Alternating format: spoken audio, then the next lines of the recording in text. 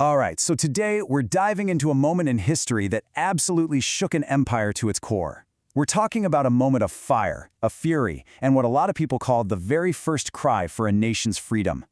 So let's just start with a question.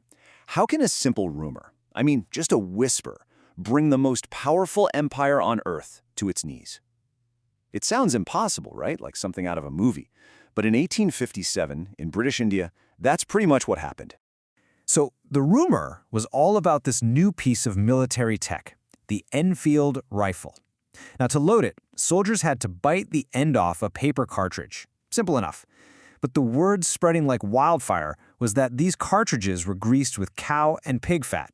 For Hindu soldiers, the cow is sacred. For Muslim soldiers, the pig is unclean. To them, this wasn't just some mistake. It felt like a direct, deliberate attack designed to break their faith. But here's the thing you've got to understand. That rumor, it wasn't the cause of the revolt, not really. It was just the spark. The truth is, a fire like this doesn't just start. It builds, slowly. Like pressure in a sealed tank, just waiting for that one thing to make it explode.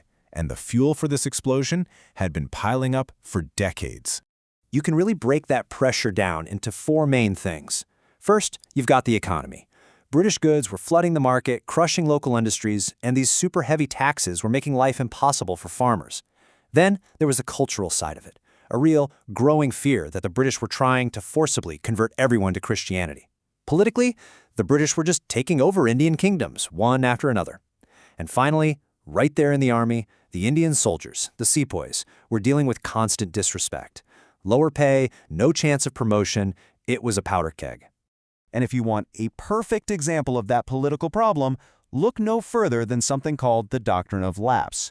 Basically, the rule said that if an Indian ruler died without a direct male heir, the British would just annex his kingdom.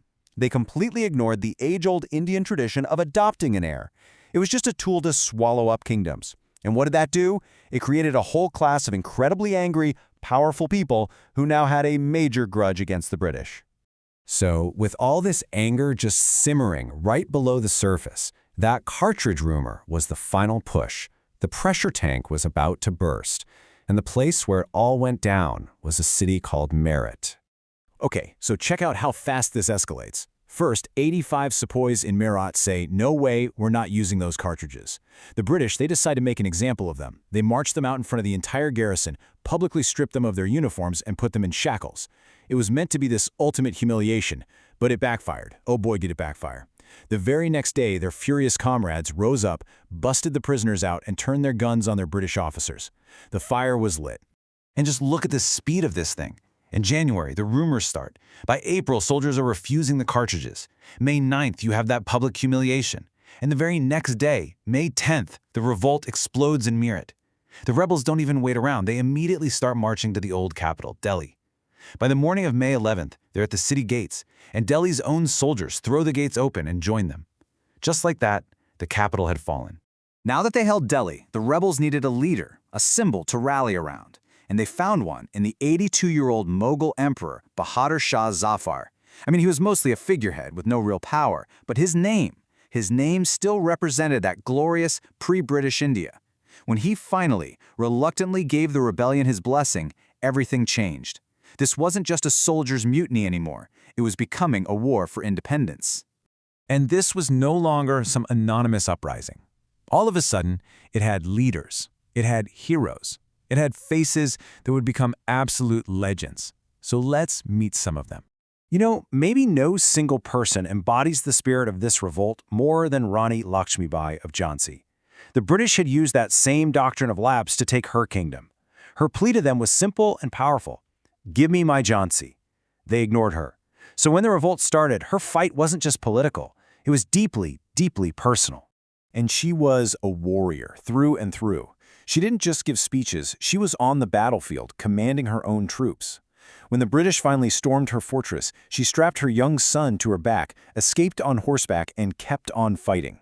She fought right to the very end, dying in battle in 1858. Even the British generals who fought against her admitted she was the most dangerous and capable of all the rebel leaders. But she was far from alone. Over in Kanpur, you had Nana Sahab, a noble whose family pension had been cut off by the British. His top general was a man named Tantia Tope, an absolute genius at guerrilla warfare who just ran circles around the British forces. And in the great city of Lucknow, Begum Hazrat Mahal organized and led this incredibly courageous resistance. Each one of them became a powerful symbol for the rebellion. So, the British were completely stunned. They were shocked by how fast and how big this thing had gotten. But India was the jewel in the crown of their empire, and there was no way they were going to let it go. They started pouring in troops from all over the world, and their response, it was absolutely ruthless. The British counterattack wasn't just about winning a war. It was about sending a message. It was about terror. Villages they even suspected of helping the rebels were burned to the ground.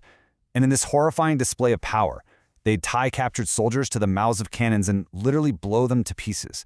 It was a method designed to completely obliterate the body and deny a person a proper burial, which, for both Hindus and Muslims, was the ultimate act of desecration. After finally crushing the revolt, the British completely changed the system to make sure nothing like this could ever happen again. The East India Company, which had run India for a century, was dissolved. India was put under the direct rule of the British Crown. They totally reorganized the army, making sure there were way more British soldiers than Indian ones. And they stopped annexing kingdoms. They'd learned the hard way that creating angry deposed rulers was a very dangerous game. So, the revolt was crushed. Militarily, it was a defeat. But was it really a failure? Well, its true legacy is something way more powerful and complicated than a simple win or loss. So let's just be clear about why it failed on the battlefield. First, it wasn't an all-India movement. Large parts of the country actually stayed neutral or even sided with the British. Second, the rebel leaders, for all their bravery, didn't have a unified command structure. There was no grand strategy. And finally, you just can't ignore the fact that the British had better weapons, better communication, and a whole global empire they could pull troops and supplies from. And that military failure is why this one event has two completely different names. The British always called it the Sepoy Mutiny. See how that frames it? As a small, localized problem with some soldiers. But Indian nationalists, they call it the First War of Independence. They see it as a widespread popular uprising against foreign rule. The name you choose says everything about the meaning you see in it. And this right here is the most important takeaway. If you only look at 1857 as a military loss, you're missing the whole point. This was the very first time that people from different parts of India, from different religions, rose up together against a common enemy. It was proof that foreign rule would not be accepted quietly.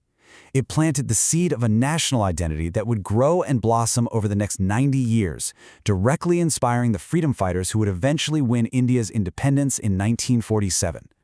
So, we'll end on this thought. The revolt of 1857 was defeated on the battlefield. Its leaders were killed or captured. By all immediate measures, it failed. And yet, it completely changed the course of history for 1 billion people. It really makes you think, doesn't it? If a movement fails to achieve its immediate goal, can it still, in the long run, change the world?